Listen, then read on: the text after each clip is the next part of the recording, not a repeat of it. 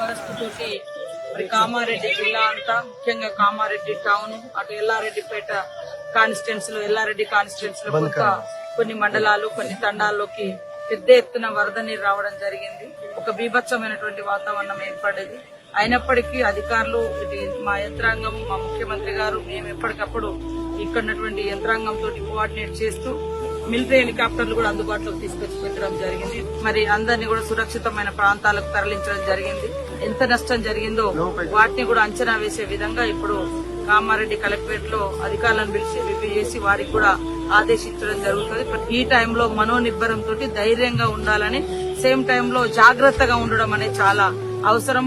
వాస్తవానికి ఇటు ఈ వాగొడ్డెంబటి ఉన్నటువంటి మరి కాలనీలు రెండు చాలా తీవ్రమైనటువంటి ముంపునకు గురవడం జరిగింది.